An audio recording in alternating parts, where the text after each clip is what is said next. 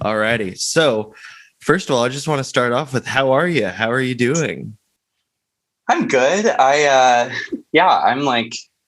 in Bellingham. I am kind of, doing, just kind of getting through school. I'm a third year student. So I think I have 3 quarters, maybe 4 quarters left. But yeah, this is my apartment. Like I live here alone. Yeah. So it's just me. And yeah, I'm doing pretty good. Thank you. How are you, I'm Tristan? doing pretty good myself. This is my apartment. I'm so like not decorated or anything right now. Like we moved in about a month ago and like I'm just going to be getting frames today and tomorrow on my days off. It's been incredibly busy between like friends being here and stuff like that, but Sure. Yeah. I figured it would be apt to have the records behind. So Definitely. thinking a Yeah. lot about the design. But yeah.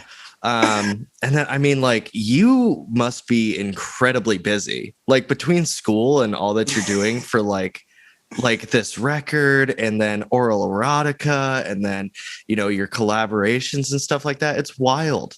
Like, how do you keep doing it? I wake up at 7, I would say, is the main way that I do it. And that's not to say that I start working early. That just means that I have like 2 hours to fuck around before like the rest of the world wakes up. So it like gives me a little bit of a head start, Yeah.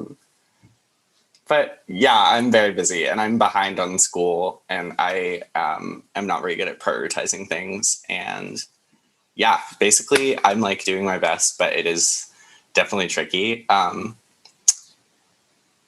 I feel like I have, especially in the last like couple months, found such a strong like kind of network of people that are able to help me delegate kind of processes that I need to do, that it has been much easier. Like back kind of maybe September, October, I was like, there was nothing at all that like no content that I had my name on that I wasn't basically like 100% responsible for. And it was like, Yeah. it was fun because it's like total creative control, but it's just really unsustainable. And like, like I'm basically lucky enough to like,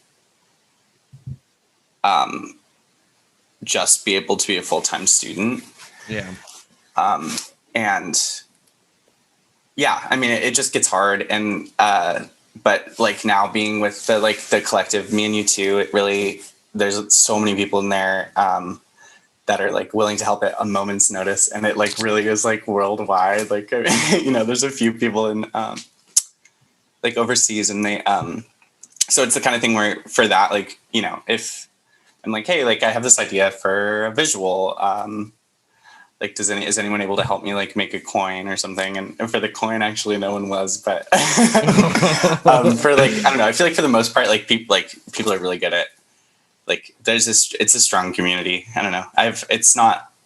I don't want to take more credit than, like, I hesitate to say that I do too much because I do have a really strong support network. Like, it's just weird being like living alone and kind of being away from those people. Like, it feels like I don't know. Yeah, it gets weird, but Especially in a time yeah. like this, Mm-hmm. it's where you're often not seeing so many of these people, but you're interacting with them on almost a daily basis.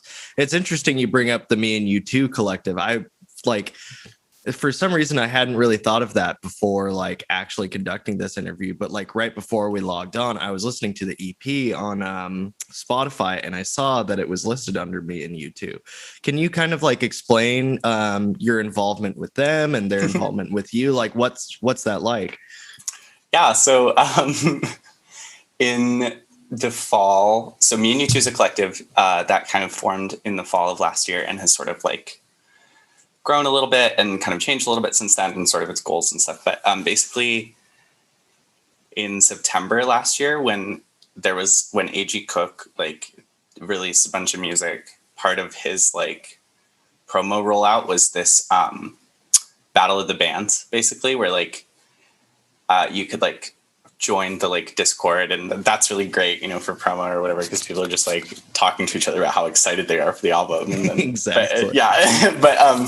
but it was cool because they paired us with like 4 random people or matched us with like 4 random people, and they were like, "This is your band." and you have to make a cover of this song like in 48 hours or whatever. And my band was called like Craft Twerk, I think was like, yeah. And we did U2 Beautiful Day was like our song. It was sick. It was really fun to do. But me and U2 was like originally was a different band in that Battle of the Bands. And they actually won it. And then they were like invited to come play like some PC Music show. Whoa. Later on. Yeah. And then once that kind of like they basically stayed together. And then I kind of knew just literally from Discord, Owen and Finley from me and U2. And then I want to say like in February, they approached me about like kind of contributing as a member. And I was like, yeah. And then kind of I don't know. I mean, by the time I kind of had all my stuff together for my EP, I was like, oh, I think it would probably be cool to like release it on me and U2.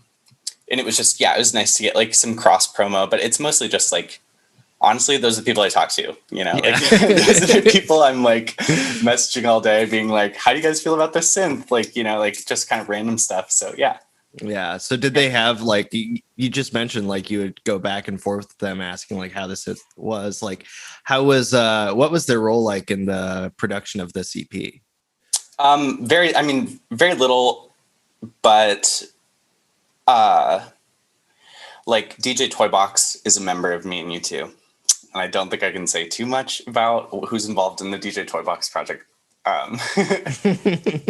Because it's just funny, but yeah, so like they kind of sent a file into the group, like a MIDI file.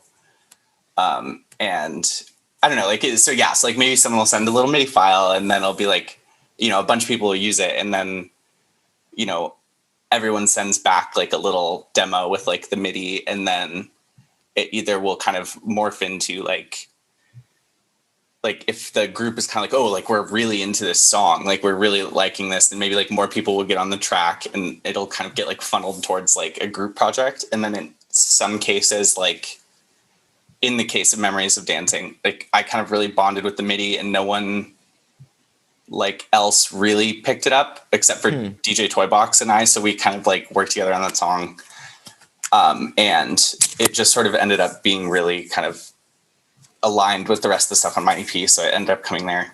Yeah, your song with DJ Toybox on that. It's interesting that you brought that up and said that you can't say that much about it, because like I was listening back to that EP, I was like, that song Memories of Dancing really like, I don't know, I feel like that is kind of like your signature almost, because it's got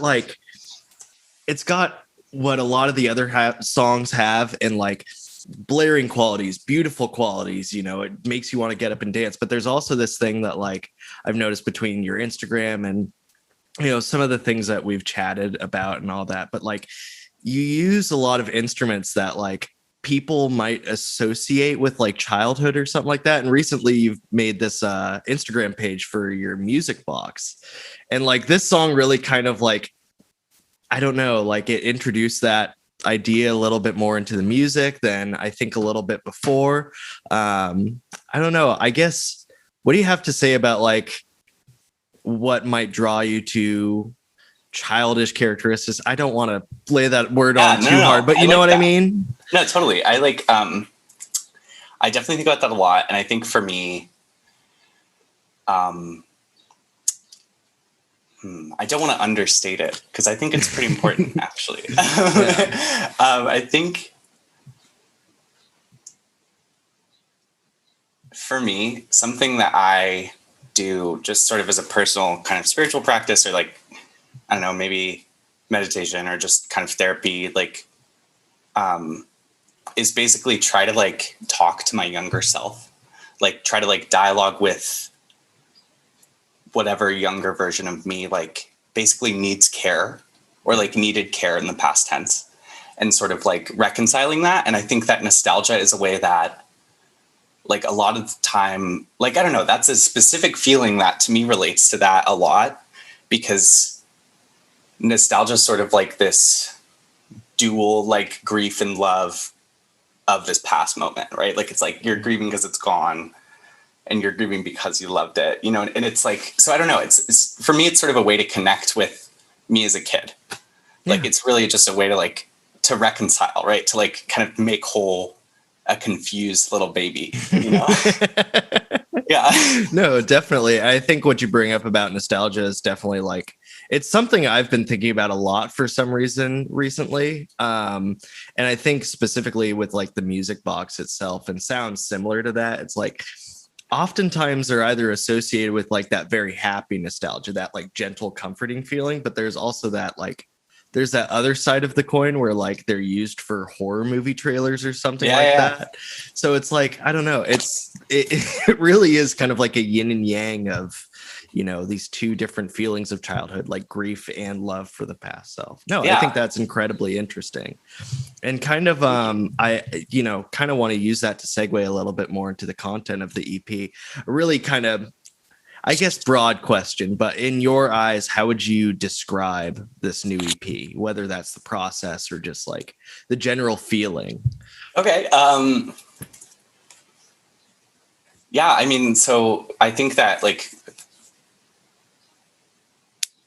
honestly, like good order of questions, because I think that whole kind of nostalgia thing is really tied into the like concept. And I wasn't really thinking about that.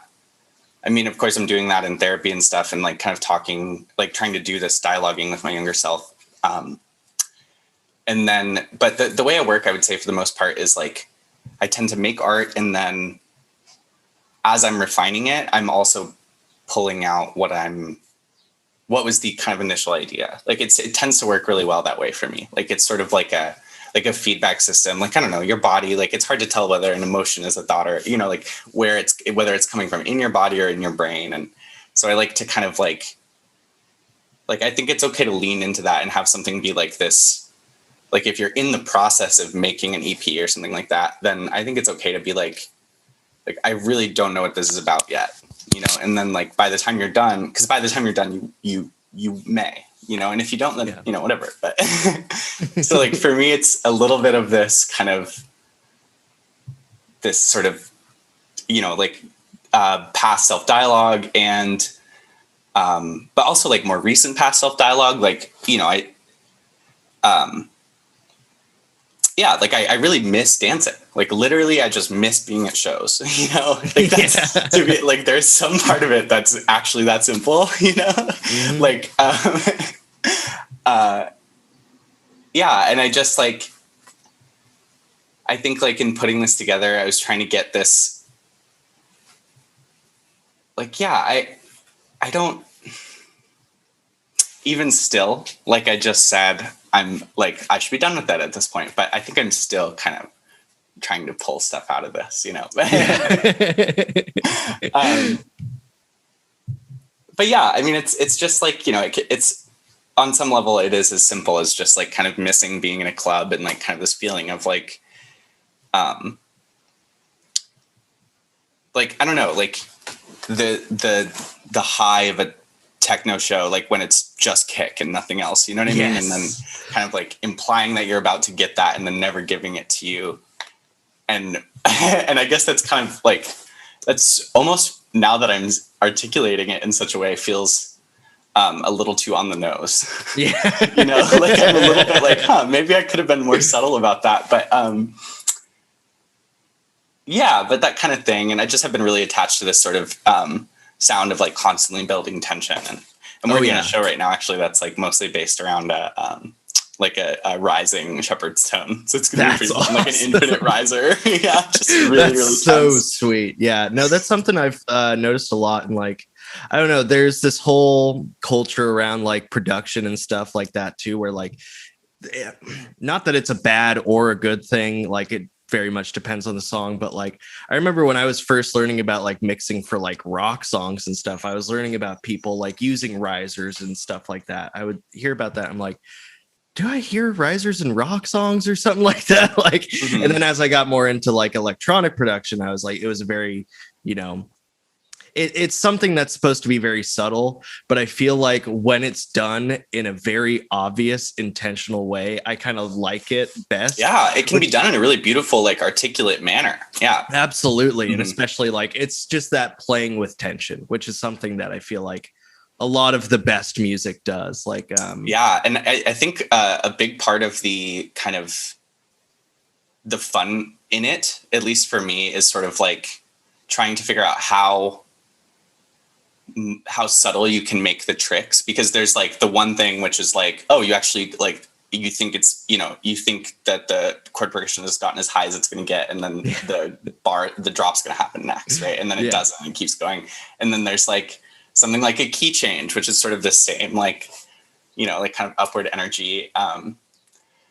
And like, but I was kind of like, I love thinking of like kind of breaking it into even smaller parts. Like I love the idea of like having like an Andalusian cadence where it's like going upwards for a really long time, and there's a shepherd's tone underneath it, and then like finally like 8 minutes in or something, it switches from like Andalusian cadence to like some like 50 note microtonal scale. So like right before it's about to drop, it just does like 20 more steps, just getting really crazy with it. Yeah, But like it's just like giving them nothing. Like I don't like, because that's how like I feel like, because I'm part of it is I'm fucking mad. I want to go outside. Like I want to dance. I want to like just like experience music again and experience like closeness with people that comes with it. Yeah, absolutely. Yeah, I mean, I feel like the closest I've gotten to that feeling here is like I put on my Donna Summer record today while I was like doing the dishes, and Madison and I started dancing around a little bit with the cats and all that. And that's about the closest I've gotten to dancing. And I feel like it's really interesting. Like for some reason, until we talked, like I kind of put that together with like the name of the EP and just the general sound and all that. Just like a lot of it is very euphoric, but I can tell that there was a little bit of madness and anger in it. I mean, there are parts that are like, I don't want to say straight up abrasive, because I feel like I could still show this to like friends of mine that aren't into abrasive music, whatever that means, and they would still like be able to dance along to it. So it's like, it's a very emotionally dense record to me. Thank you. In a lot of ways. And I think that it just like, I'm trying to parse out like how you go about making these songs, like you kind of just explained, but like, you mentioned starting with an idea, getting lost in the process, and then kind of coming back to that original idea. I guess the question I'm kind of leading to is like, what does that look like for you? Sure. How does it vary from song to song? Were there any constants throughout the making of this? Yeah, so I think especially for this project, and I kind of hesitate to say like my workflow is, because like I feel like it changes a lot, and like I have all this shit that I don't use anymore, and I have like stuff that I haven't used yet, and but I think for this project it was like a long period of sound design, like a long kind of making of synthesizers, and I think it was related to like an early lockdown energy of being like, I'm going to be like a player of music like coming out of this, you know what I mean? Like wanting to be like, I have this amazing like live set where like everything I do with my hands is like very carefully coordinated, and like I'm using like MPE and all this shit, like XY and like pressure sensors and all this stuff. And like I kind of realized once I started doing shows during lockdown, like online, that I actually miss being there, like at least as much as like performing. And I don't particularly like music that's all about chops. Yeah. It's like the other thing that I got to. And so it's like I've spent all this time making these like fucking like 90 wave super saws that you can like barely even tell, like where they like, oh, it's like it doesn't really sound that cool even at that point. And and I have this stuff, and I was kind of making it for like my Patreon as well. And because they're fun to play. Like it really is like, it's kind of this challenge of like, how do you make a tactile experience on Ableton, which is like the most fucking sterile thing you've ever looked at, and yeah, so it's like, it's kind of cool to be able to push it hard enough that you are like, you're doing something that seems like it shouldn't come out of a computer, basically. Yeah. And so then basically I did that for a while, and then kind of I was like, I had this moment where I was like, I think I'm way more attached to like the way that these sounds feel when you're experiencing them than when you're playing them. And like, I totally think that there's value in obviously playing music, but but like I just was thinking like how much I miss this like kind of like the experience of music, because the other thing that you get to do like DJing on Zoom is like go to your own shows. Like you just play it, like you just press play, and then you just like get to experience it at the same kind of pace that everyone else does. And like while that seems weird at first, like at first I was like, this is gonna be so weird to like listen to this, because the first thing I did was like make a DJ mix like for my roommates. Like we were just like, we're gonna have a 5-person dance party. And so I spent all day making this mix, and I was like, I'm not gonna have very much fun at this, because I just like did this all day. And then I was like, holy fuck, like that was so much better than like, because I just like, really what I did is spend all day like making it a good time for me, Yeah. So I don't know, so there's like, so, and kind of all of that is to say, like, I reeled it in really hard. Like I was like, I don't, it's not so much about virtuosity or like tech demo-ness or anything like that. It's like, I really like, I want to strip it down to like the feelings. And for me, that's like this tension and release. And even it's like this massive, like we're still waiting for the drop of like concerts to return, as corny as that sounds, like we're still like the tension is still building. Like I went to like this little show at the alt library the other day in like their lawn, and it was sick. And it was like a noise show, and nice. It was super fucking windy. It was like 35 degrees and like horrible like winds coming through, and it was just like, so the wind was like as loud as the music, and I like seriously almost cried. Like I was like, this is amazing. Like I miss this so bad. Like, and my fingers were numb, and I was just like, this is bliss, and I'm still standing like 10 feet away from everyone, like masked up, like not like sober, and so like, I don't know, it just,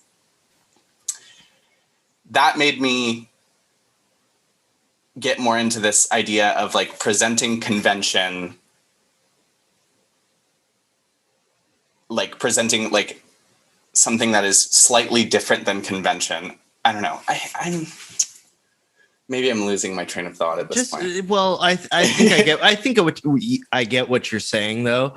Like it's like things are in this kind of state of flux, like at this present moment right now with the vaccine rollout, with, here in Austin, we have shows here and there, and, we have people not really abiding by a lot of guidelines, but regardless, they are still happening, but it's not the same.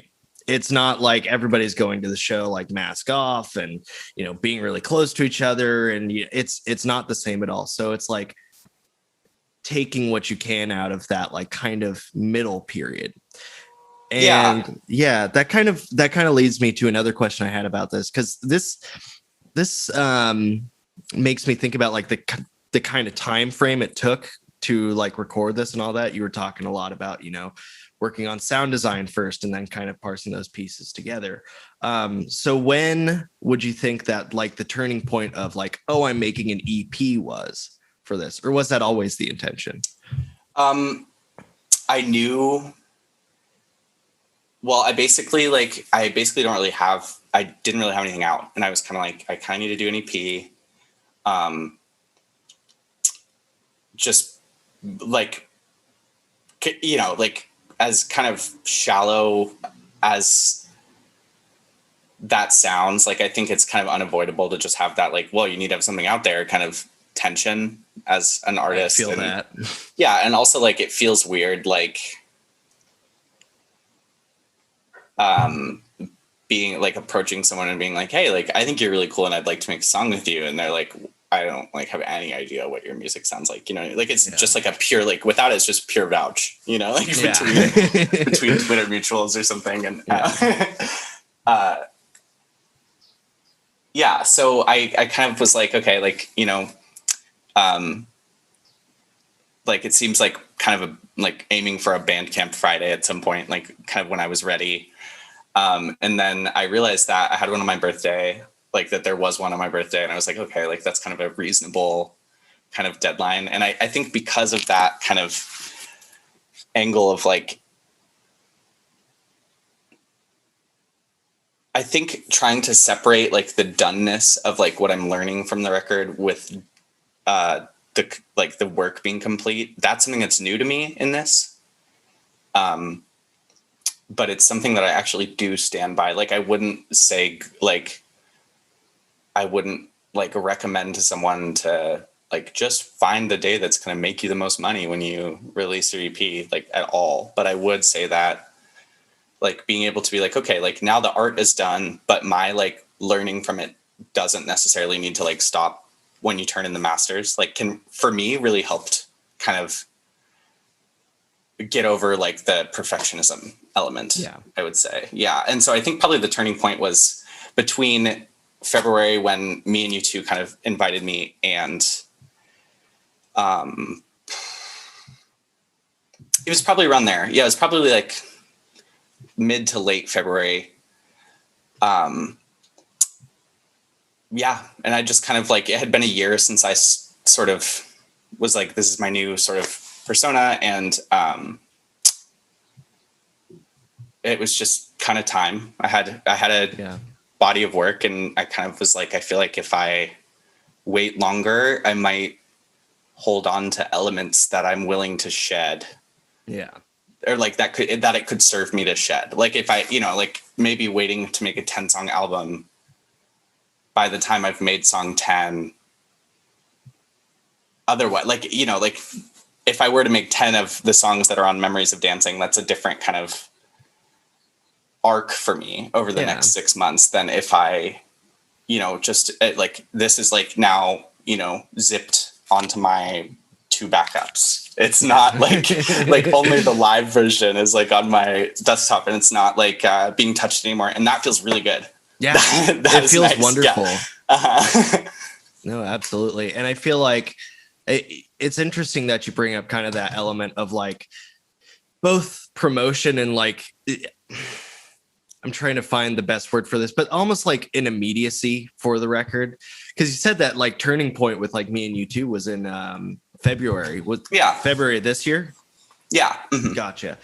So I mean, from then until now, there is sort of an immediacy in releasing that EP and not deciding not to do like, oh, I don't need to do this like 10-track album yet. Because that's it's sort of like this process of being like, I think things are changing pretty quickly. And I think that this sort of, you know, example, like these 4 songs or whatever are like, this is a pretty good, basically portfolio of like how things have changed in the past year for me. And I am willing to sort of have that as like a journal entry, and then be willing to like start kind of like, without, you know, shedding those things entirely, like be willing to sort of like add new things to the front of the mind, you know?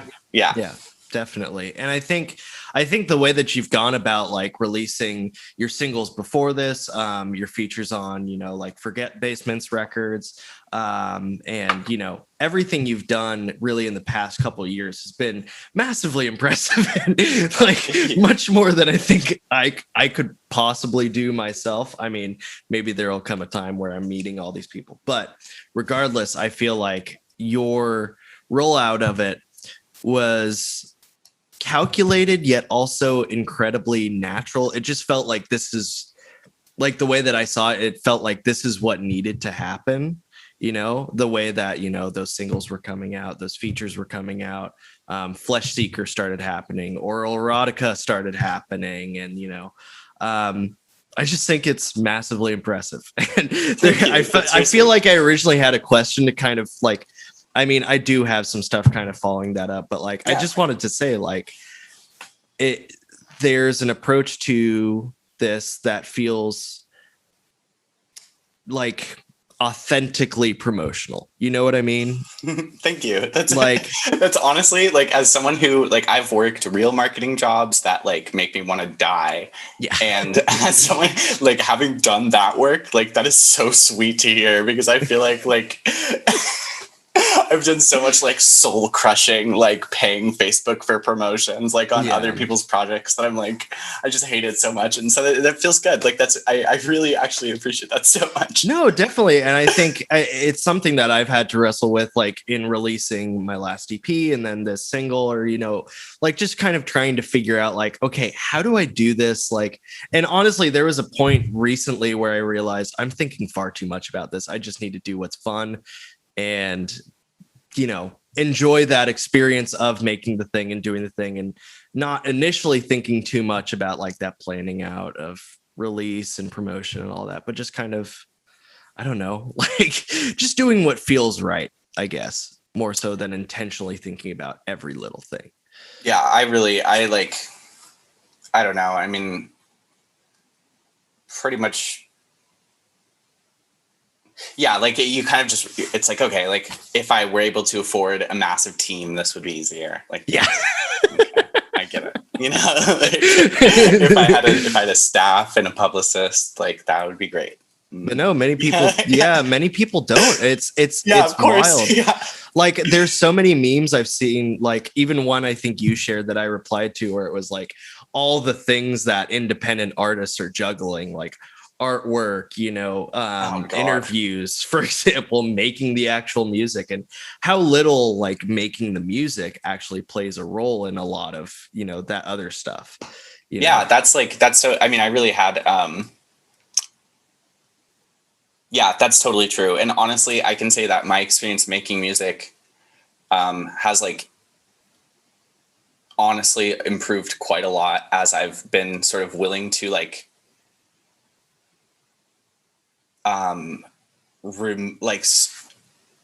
remove myself as an author a tiny bit.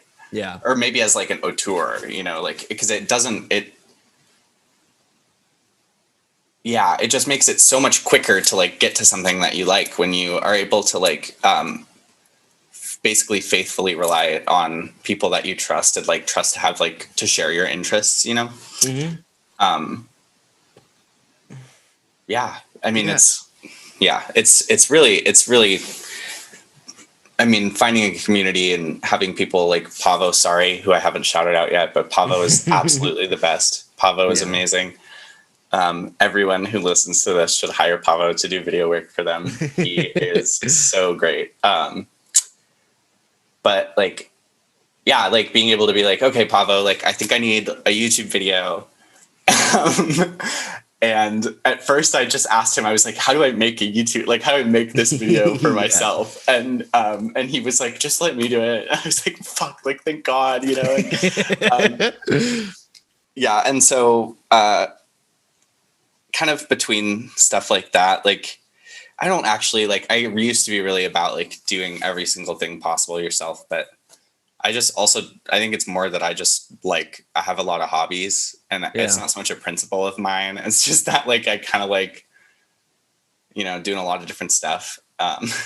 Yeah. No, I mean, it was interesting. I noticed, I think when I first started following you on Instagram and, kind of met through a couple other people, but like the first thing I noticed was that you were like 3D printing stuff, and you were, you had made that that attenuator or whatever for your rack. Like you were really as much into like crafting these things. And I think that was, I think it was interesting when you brought up earlier that area, that kind of period of like sound design and thinking about that.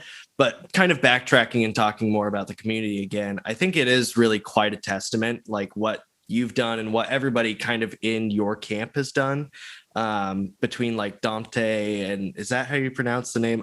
With the X. Yeah, Dante. Yeah. Yeah, Dante. Yeah, me and you too, like Forget Basement and all that. It's really quite a testament to what having a community with similar values, similar interests can accomplish. And I think, talking about all of them right now, I kind of wanted to ask you a little bit about like oral erotica, how that kind of got started, what that process was like. Yeah. Sure, yeah. I hate to do this. I'm just going to glance at my watch for 1 second. I've never done this during an interview, and I never will again. Okay. It's okay. I have plenty of time, so we're good. We can cut it out or leave it in, depending. We'll figure it out. We have tons of time. So oral erotica was I was tired of asking people to do shows because it's really embarrassing because you pretty much just like send them a Twitter DM unless like you have their Discord already or something. Yeah. With no songs out, like, you know, who's gonna like try to find you. And so I was like, fuck this, like we're doing this ourselves. Also because I just like miss shows, and Avery and I like have played so many shows together, like probably going back like 5 or 6 years now, maybe even more. And like it's just always a blast. And we were just kind of thinking like neither of us have really done like something that's like super fun for like online shows. Like we had done like little stuff where it was kind of like not totally up to us like what we did, but we were like, we'll just have like a crazy ass thing and we'll like figure out how to do it so that we can just like see all our friends and basically have a big Zoom call with all our friends and like have a bunch of people playing music at the same time. Yeah. I mean, it kind of got a little bit of traction. Like Insane Johnny followed me because of that. Like, yeah, I noticed that. That was wild. Weird stuff. Like, basically, it was just like we just wanted to play some shows, and we kind of like oversold it. And I was just like kind of manic and doing plenty of Photoshop at 5 a.m. and I was really just like on a whim, and I like knew some guy who had like a website, like who like could design a website and was able to like get arlerotica.online for like $12 or something. Whoa, and so nice. I was just like, whatever. I think the site's still up, but also I had just done the AG Cook like online thing, which also involved like an ARG, and I still am like really into like puzzles and stuff. So I just thought it'd be kind of cool to like do that. Yeah, it was really cool. Yeah. The whole rollout like of those shows and, you know, those like finding the passcodes and all that. It was really cool. It was faking the exclusivity of like a club environment is like funny to me. Like it's really like as if there's like a VIP section in the Zoom, you know, like I don't know, it's just kind of like a goofy like thing to help me forget that I'm inside. Yeah. Just distracting. Yeah, it's just like it's like a different thing because like eventually like I feel like stuff like, you know, like I fucking play video games 3 hours a day probably, and I sit like, and I like you lose the immersion after a while, like being on the same, like because I'm even on the same screen now as I like am going to be in class on later, and then it is the same screen as I'm going to be gaming on tonight, you know, and it's like and so you lose kind of the immersion of it. But then when it's like instead of like being like in the game environment, like having it just be like the normal internet, and you kind of have to do this weird like investigation is like really interesting to me, because I don't know, it's just like it's just like a scavenger hunt with a lot of places to look. Yeah, it kind of places that video game environment in amongst a whole world of other environments. Yeah, and it's also like it kind of places it like in the real world, because like our whole like every interaction we have is like mitigated by the computer now. So like to have like something like that kind of be in the background is like your whole like it kind of just changed, like I don't know, it's just kind of makes a weird little surreal experience within the already like stupid and boring surreal like Zoom world, you know? No, absolutely. And I guess kind of building off that oral erotica thing, and also talking about like, you know, that community you've created. We've already talked about them a little bit before, but I mean, you and Forget Basement have kind of teamed up and done this Flesh Seeker thing, which I have also quite enjoyed. I don't think I've heard anything so mind warping in a little while, and I truly love it for that reason. I guess if it's not too much to ask about that, you know, just like what is coming up for that? Are y'all still like working on more material? You know, what it kind of, where's Flesh Seeker at right now? Yeah. So that originally just started like because of our erotica. Like Avery and I, at first I was like, I'm going to do a set and then you're going to do a set, or like, you know, we were going to do like a back-to-back or something. And then we kind of realized that we were like trading songs a lot, like mid song.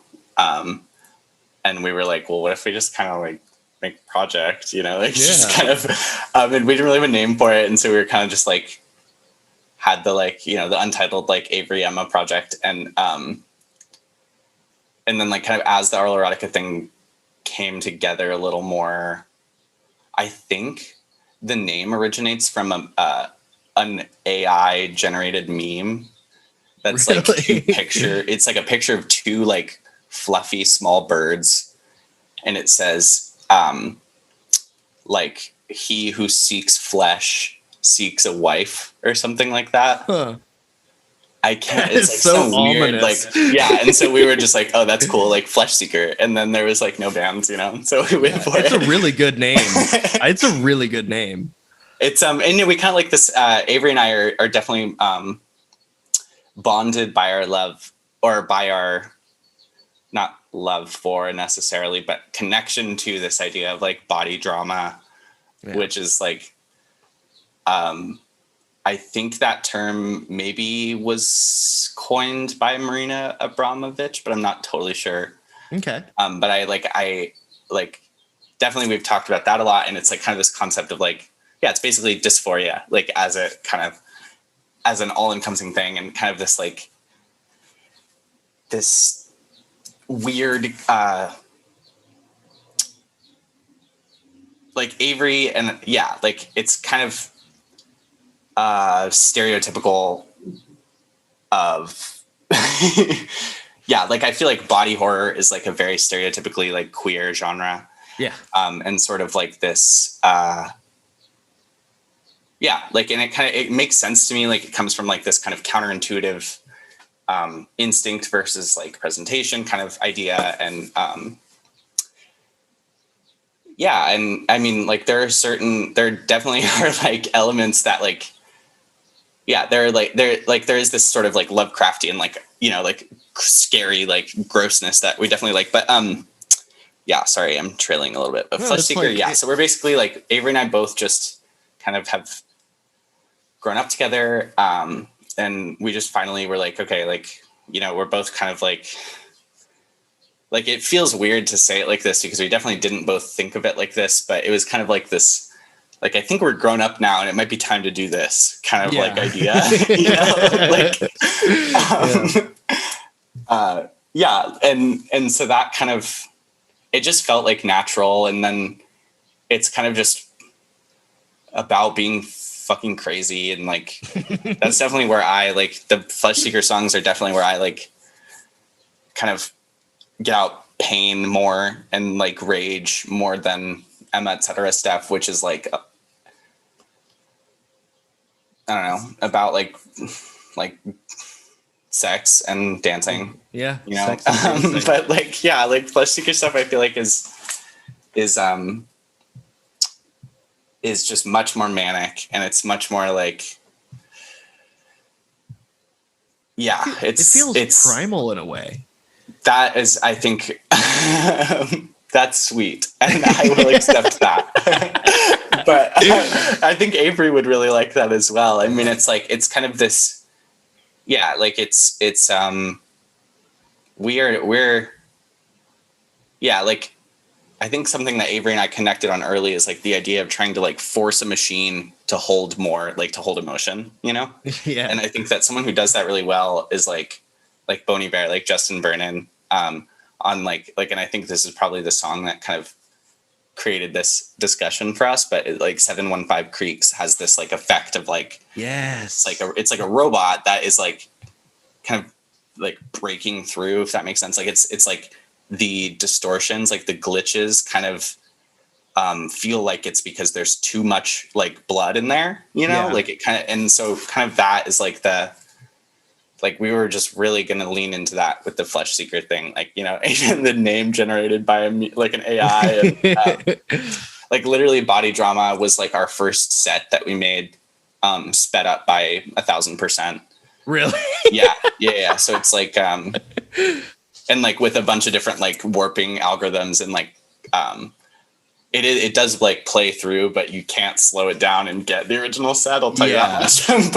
Gotcha. But yeah, so it's like basically just like sped up with a bunch of different warping algorithms, because the whole like the set to begin with was already like increasing in tempo the entire time, and then like it ended on just basically a non-drop, like it ended on a peak. And then so we were like, well, fuck it. Like, we might as well like release it as a song, because it like has all this copyrighted shit in it. Like, fucking, like we got, you know, like there's Lil Uzi in there. There's Lady Gaga, Charlie XCX, Sophie. I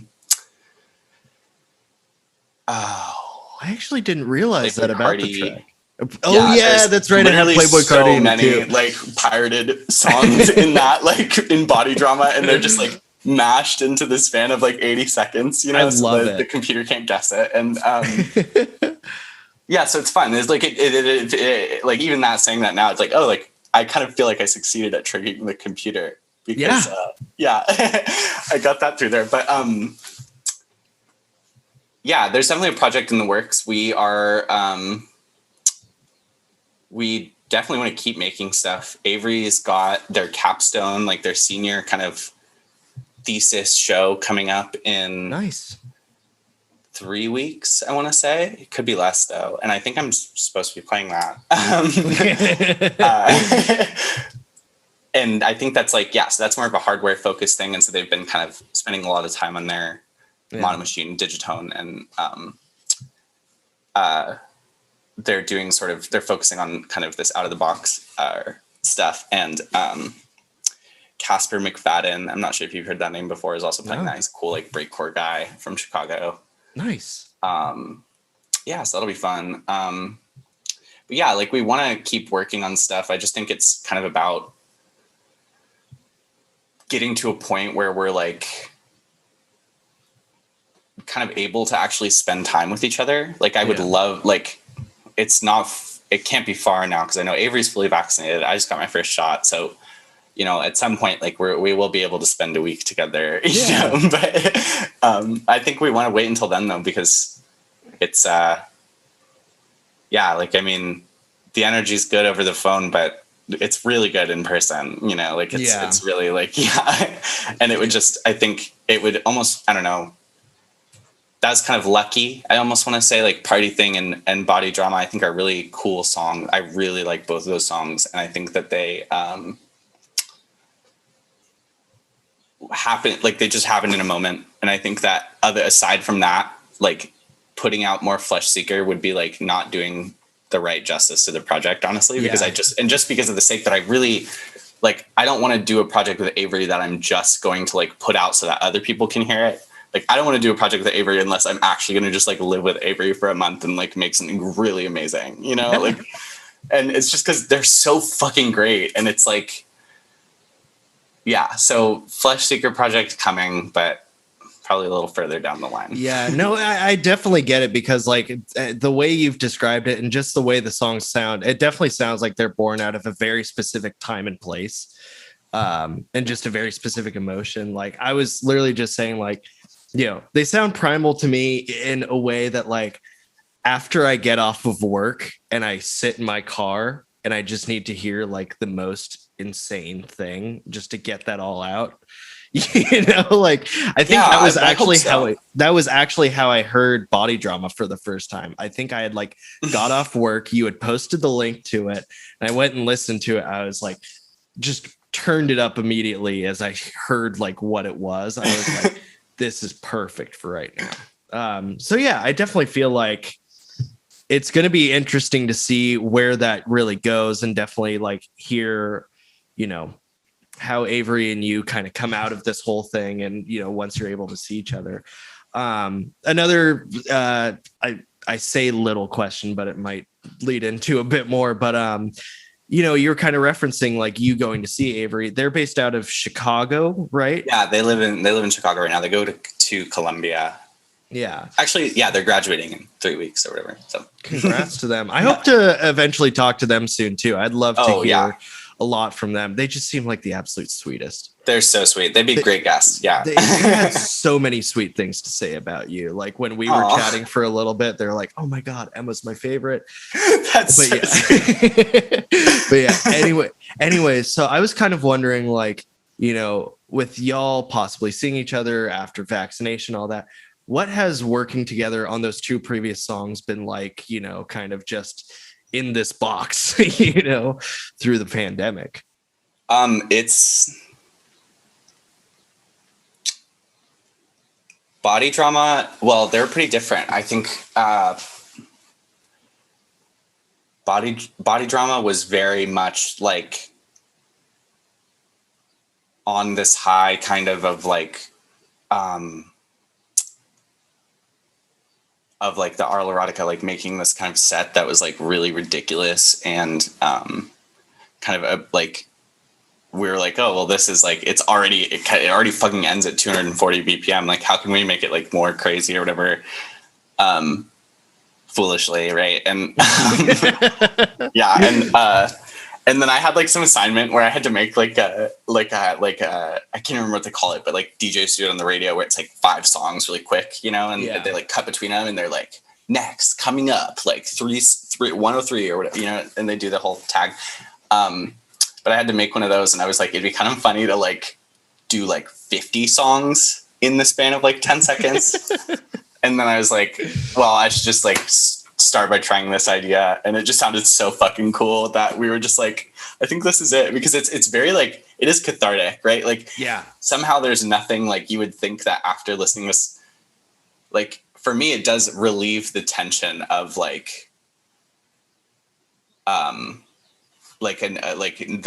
the non-release of, or like the lack of release that like Deconstructed Club gives you, which is like kind of what me and Avery are like I know that that's kind of a dumb word or whatever, but I think that is like a pretty solid term for it in some ways. And I think like it's surprising, but 2000 BPM kick drums actually does provide a pretty good relief when you're expecting like bass, you know? No, absolutely. Yeah, and can you give a little insight onto the second track? I'm totally blanking on the name of it right now. That's right. Yeah, so that one was just like Avery's been working on a trilogy for a while, and they have a so they're just like they send me stuff all the time, and they were sending me. We were like trading. We had a ton of stuff that didn't make it into the Arlo Erotica set, and it was like now what is the scrapped Archangel, which is their upcoming album. And it was like basically a huge, like, and this is how we were working for the Arlo Erotica thing, is it was like Emma folder, Avery folder, and you just like kind of go and pull stuff out when you are like looking for certain things. And so Party Thing, like the vocal from Party Thing was kind of a leftover from that. And then there was these cool kind of like the cool, like metalcore, like weird guitars. They're so cool. For a second. Yeah. And we just, so we were kind of like kind of layering pieces that were it's kind of a Ship of Theseus song, you know, like kind of layering these pieces from like other songs and combining it. And then I think Avery at one point sent me like a pretty full version. And then from there, like basically I like added like a couple harps and some like hard style kicks at the end or something like that. And it basically like, I don't know, it kind of formed itself. That was a pretty tricky song to assemble though, I will say. It's like the form is pretty weird. And there's some stuff that I like don't totally think makes sense like still. And I like kind of just had ways, like shorthand ways of like correcting for it rather than like actually fixing the root of it. No, absolutely. Yeah. Yeah, I think I feel what you're saying. And I think I'm really excited to see whatever more happens out of that. I'm really excited for whatever Avery has in the future. They've got that new album coming out. They have a new song that either just came out or is just about to come out, right? Yeah, it was Mammoth? Yeah. Mm-hmm. Right. And that one actually is in Body Drama as well. Oh, really? Yeah. Bring it all full circle. Not the final version, but like, a version from 6 months ago is in there. Yeah. Oh, that's a sweet little Easter egg you got there, honestly. Yeah. So like the last in Body Drama, there's like a part at the end where it does like a really fast choir. Like it's like, oh, that's it. That's like the Mammoth choir. But yeah, so there's like all this weird stuff. Yeah, their songs are their stuff's amazing. But Archangel definitely, definitely stream Archangel. That's gonna be really, really great.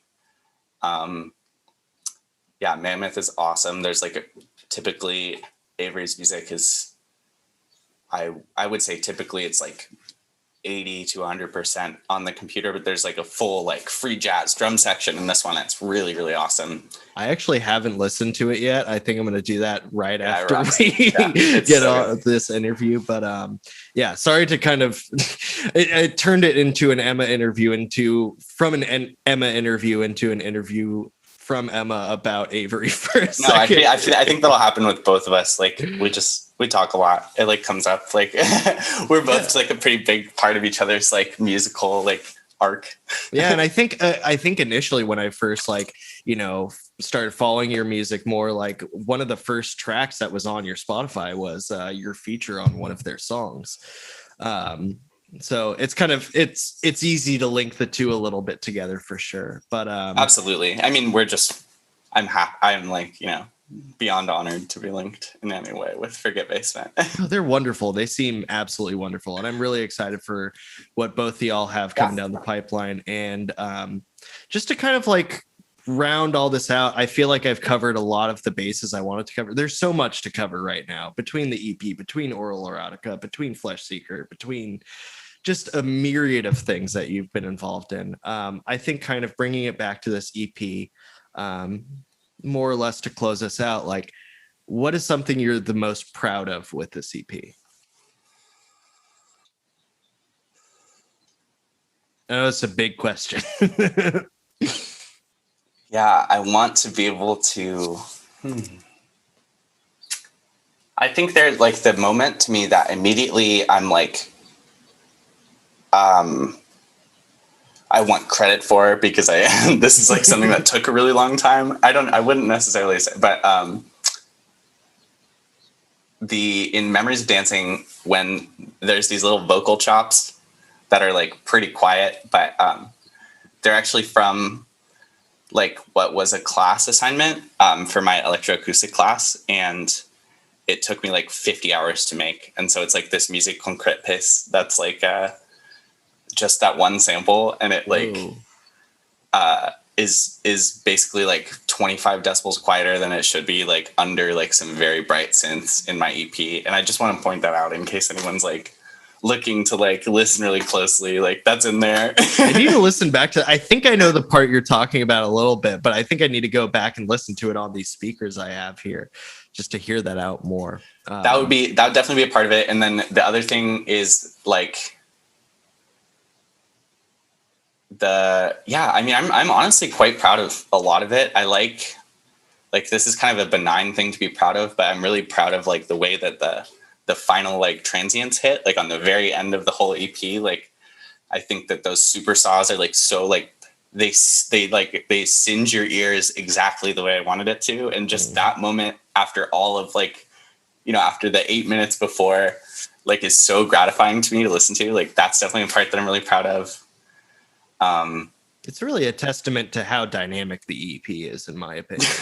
Thank you. There's a lot of dynamic range in it, and I think it presents itself, as we were saying before, with like a mixture of these emotions, but in the end wanting to really just dance, like just feel community around you and dance with other people. Yeah. I mean, it really is like, yeah, like I'm so excited to be able to show it to everyone. Oh, and then I would say another thing I'm really proud of is I took an impulse response of my apartment for this. Oh, nice. Yeah. And so I've been using this like IR of my apartment because I realized that I never really make music on headphones. because I'm, sitting at my monitors, and I'm sure my neighbors hate that, but I like it kind of like makes my neck hurt. Like it kind of, it kind of pinches your jaw. And so, and then I realized like 80%, I was like almost done with the whole thing. And I was like, fuck, like all of my hard panning is going to be like fucked in headphones, because you like can't, because I'm hearing like what's not actually hard panning in my room. Yeah. And then I'm probably hearing like more energy that way, because they're like the windows right here. Actually, I'm probably hearing more energy from this side. Yeah.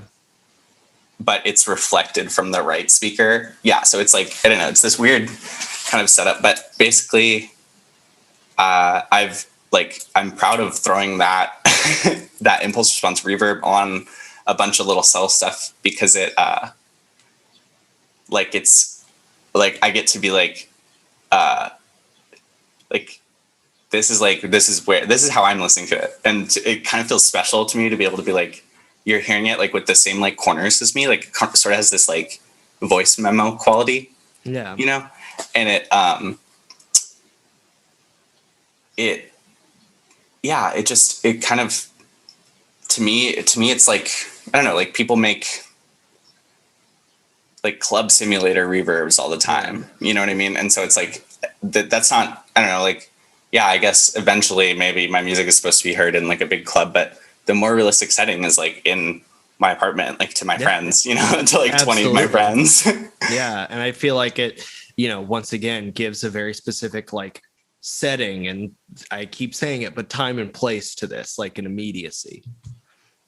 Thank you. No, I think, and impulse response is something I still need to like get my head around a little bit more. I know like in practice, it's not as difficult, but I was definitely assigned to do like an impulse response of my apartment that I just didn't do for a class. I just totally skipped out on it. But I know there's a lot of really interesting sound design being done with things like that. So yeah, I've actually, if you have a few more minutes, that gives me a great tangent to jump into if I can. Absolutely, go on ahead. I'm in this class that's about the like science of like it's called Science and Music of Nature or something like that, and it's really, really cool, and it's providing me with all this amazing context as to like how these systems that we understand through music or through like listening to recordings are like reflected in nature.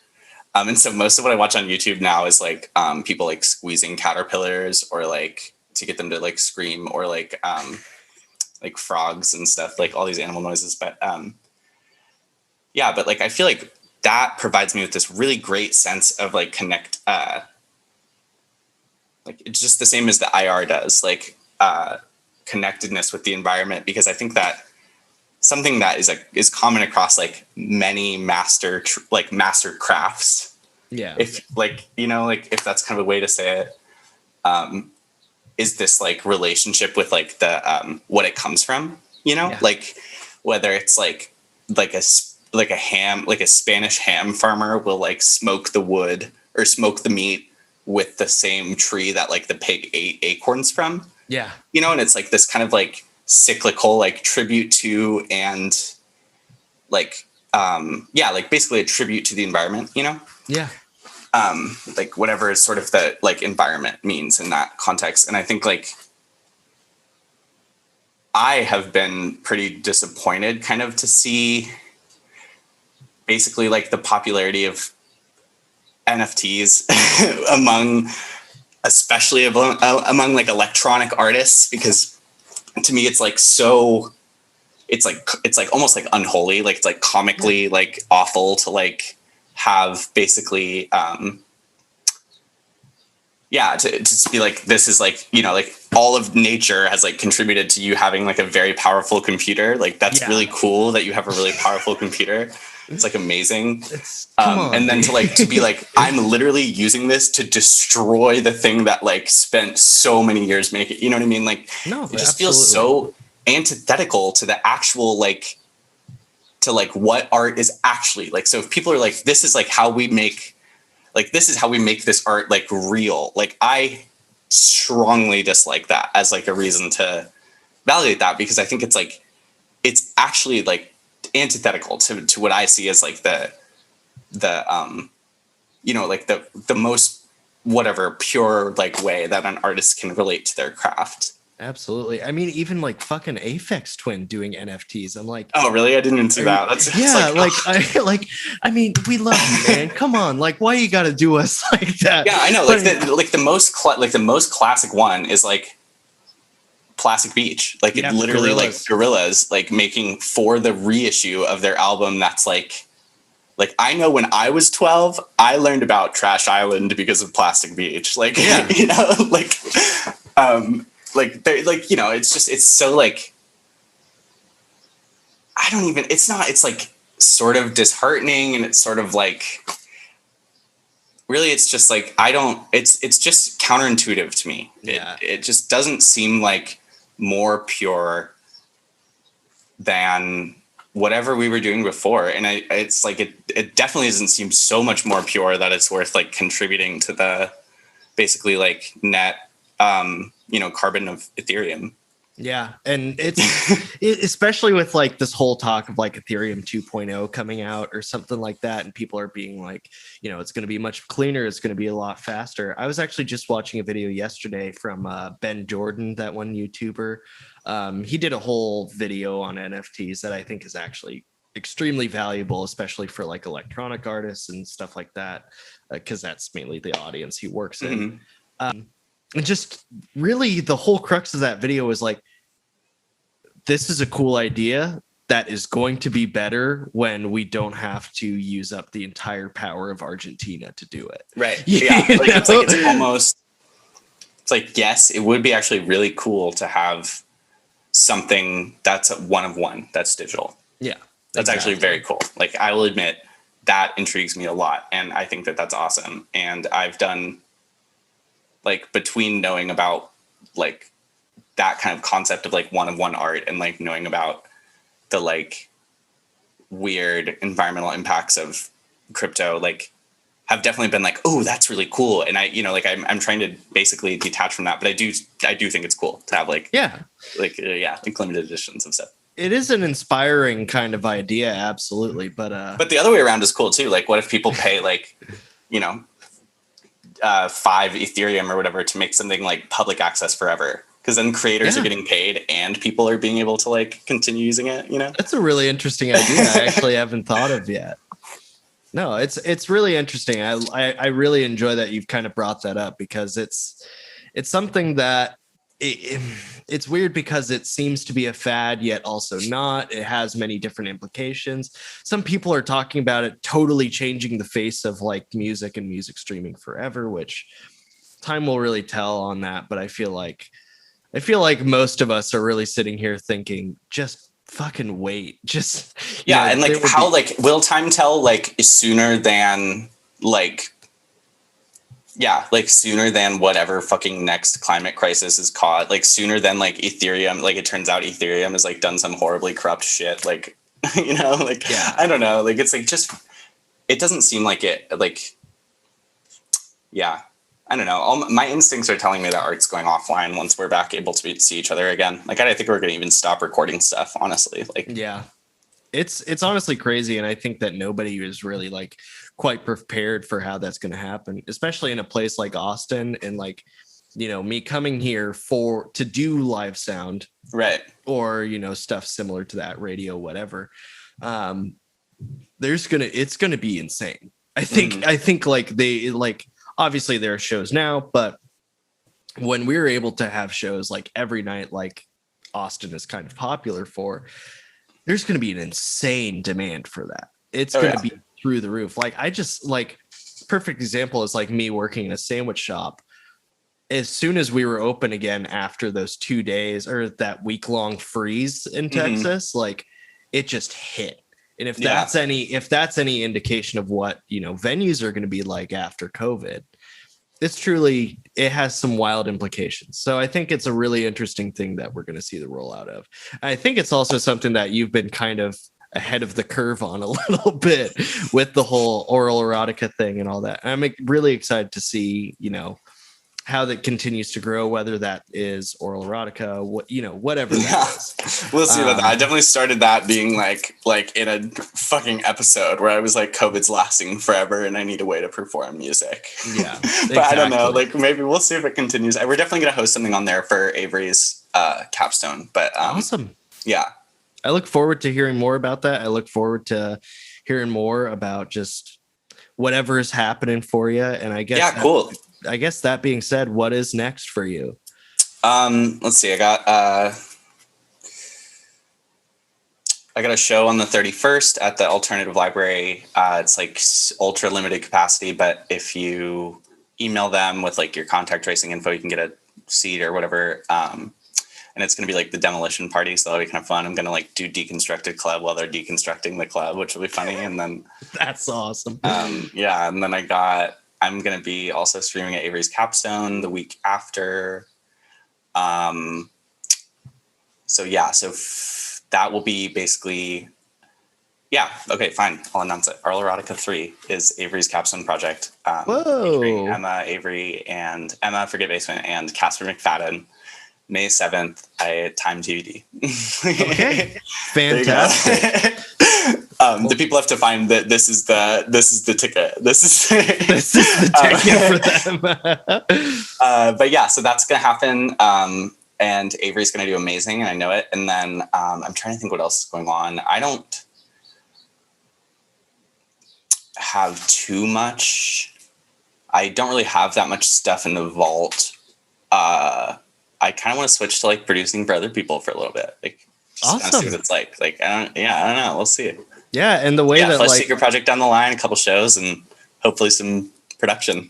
Yeah, I love all the collaborations you've done already, and I'm really excited to see, who else you might get involved with, other artists that you have worked with previously, working with them more and refining those collaborations. So I'm really excited. I'm really excited for you. I'm really excited to see what all happens between Oral Erotica 3 and, all that.